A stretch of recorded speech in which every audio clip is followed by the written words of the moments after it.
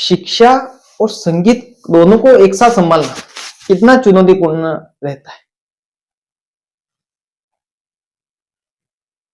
मैंने आपको बताया है कि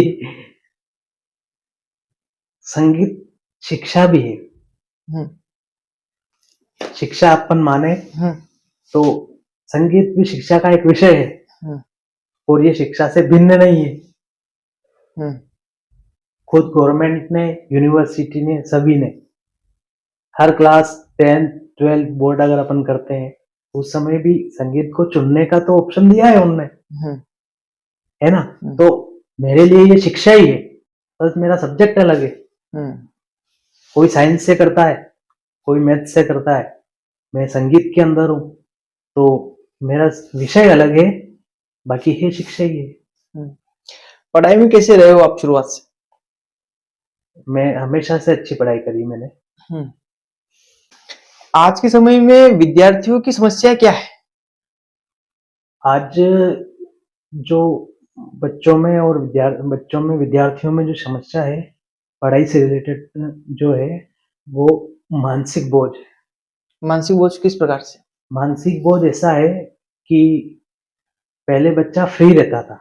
हम्म जब हम लोग थे, आप और हम थे, हम जब पढ़ाई करते थे तो पार्टिकुलर जब अपने को पढ़ाई करना है उसी समय हम पढ़ाई करते थे। हम्म बाकी टाइम जब अपन खेलते थे, कुछ भी खेलने का ही काम था।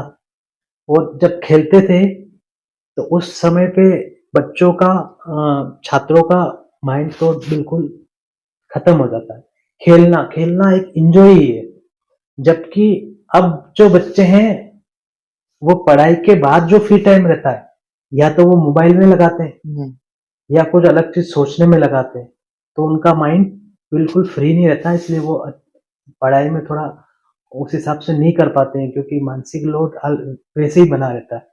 या तो पढ़ते पढ़ते भी वो सोचते हैं आज मोबाइल में ये करूंगा, कल वो हम्म। करूंगा, ये खेलूंगा, वो करूंगा, इसलिए माइंड फ्री नहीं है बच्चे इस समय। तो आप बच्चों को अपन मोबाइल से अलग कैसे करें? बच्चों को मोबाइल से दूर करने का परिवार की तरफ से ही प्रेशर बने तो, बाकी क्योंकि एनी टाइम तो बच्चे अपने पास रहते नहीं, हम्म इसलिए हम तो प्रयास करते हैं।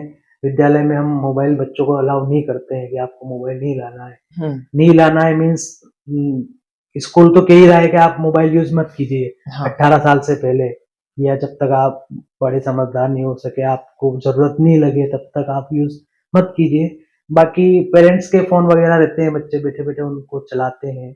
और ये भी चीज ऐसी है कि अगर आप अच्छा ही ग्रहण करेंगे तो वो अच्छा ही भी देगा, आप बुरा ही लोगे तो बुरा ही भी देगा। विद्यार्थियों में अनुशासन की भावना आए इसके लिए क्या क्या प्रयास रहा है? विद्यार्थियों में अनुशासन की भावना के लिए सबसे मुख्य चीज रहती है स्वावलंबन। हम्म बच्चा अपने काम अगर स्वयं करेगा तो स्वतः अनुशासन वो बना के रखेगा। आज के समय में जो सुविधाएं बढ़ गई है वो सबसे मुख्य कारण है। हर चीज की सुविधा है तो बच्चों के लिए। बच्चों के घर पे और हर जगह। हाँ। पहले पहले जो समय था, गुरुकुल या कहीं दूर बच्चों को पढ़ने जाना पड़ता था। वहां पे बच्चा सुबह उठता था, खुद को ना एक एक क्यों करते, खुद को नहाना रहता है ना, हम्म खुद के कपड़े खुद को धोना है, झाड़ू पोछा अपने अपने क्षेत्र में अपना पलंग या अपना रूम कमरा वगैरह रहता है, हम्म उसमें खुद को करना है। सब कुछ चीज उसको खुद को करना रहती है, हम्म। इसलिए स्वावलंबन वहां से बच्चा सीखता है। और जब स्वावलंबन सीखता है कि तो स्वतः ही अनुशासन आ जाता है, वो चीजें अब नहीं है। तो बच्चों में आत्मविश्वास बढ़ाने के लिए क्या प्रयास रहा है?